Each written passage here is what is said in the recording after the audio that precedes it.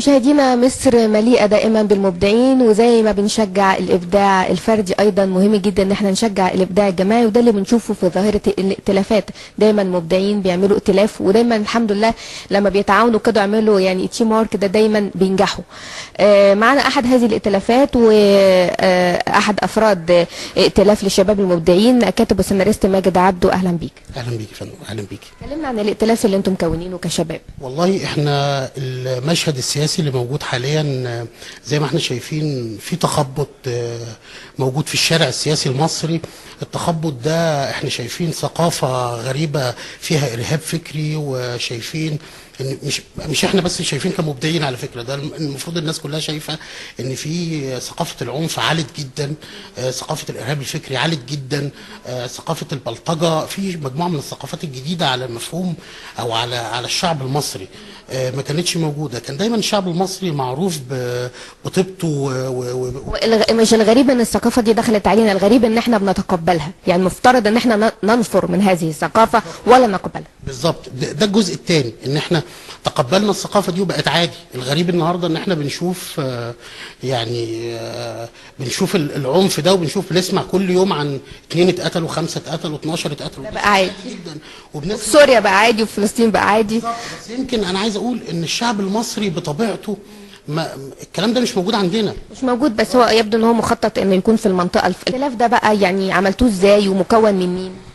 والله الائتلاف ده مجموعة من المبدعين، فيهم الشاعر، وفيهم الملحن، وفيهم الناقد، وفيهم انتوا كام واحد؟ لا احنا كتير دلوقتي، احنا وصلنا ل 200 وحاجة دلوقتي. ياه، انتوا عاملين جروب؟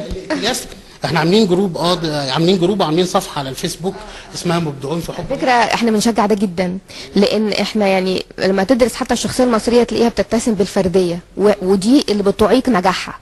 المهم جدا ان احنا نبتدي نتعاون بقى ونحب بعض ونعمل عمل جماعي، لان الناس كتير ومحتاجين فعلا التجمع ده. صحيح.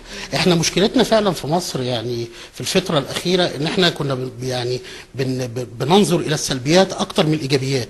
حتى لما بنيجي نعمل ائتلاف زي كده او نعمل اي عمل فيه ابداع، بتلاقي الثقافه المصريه تقول لك والله الحاجه دي كويسه قوي، بس لو كنت عملت كذا، ونبتدي نطلع في العيوب مش في الحاجات الجيده. احنا عايزين نعلي ثقافه الحوار، عايزين الثقافه تتغير، ثقافه الارهاب اللي موجوده في الشارع عايزينها تتغير، مش لفصيل او لتيار.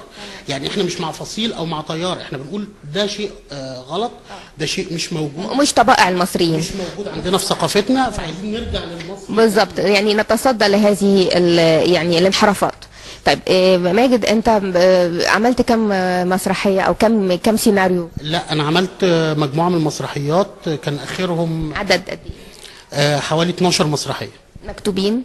اتنفذ منهم قد ايه؟ 12، وفيهم حاجات بتتعرض دلوقتي، حاجتين بيتعرضوا في مسارح الدوله دلوقتي. هديك الميكروفون وتكلمني عن اهم او احب هذه الاعمال الى قلبك واهمها، وتحكي لي بقى السيناريو كله. تمام.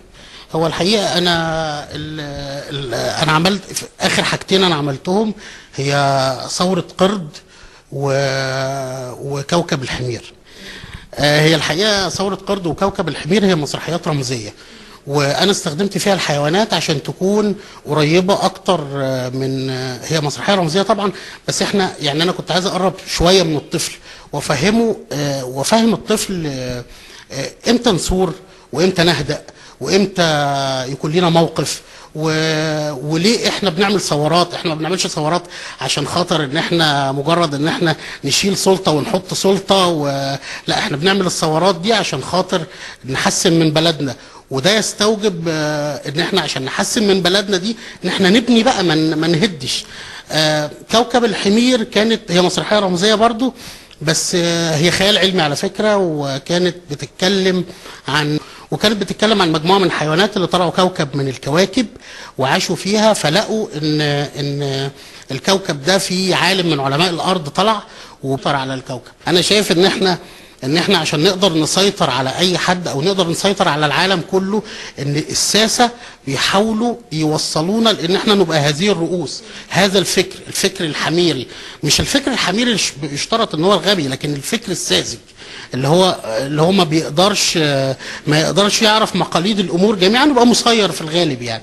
فبتنتهي الدراما بتاعت المسرحية بان بيكتشفوا مجموعه الحيوانات ان ملك الكوكب اللي هم رايحين سكنوا عليه ده في الجسم برضه جسم بني ادم، لكن الراس راس حمار، فاصبح ان لازم يتعمل له عمليه عشان يغير الجسم ده. فلما عملوا له العمليه بقى بني ادم، واول ما بقى بني ادم امر باعدامهم، مع ان هم اللي حرروا الكوكب يعني.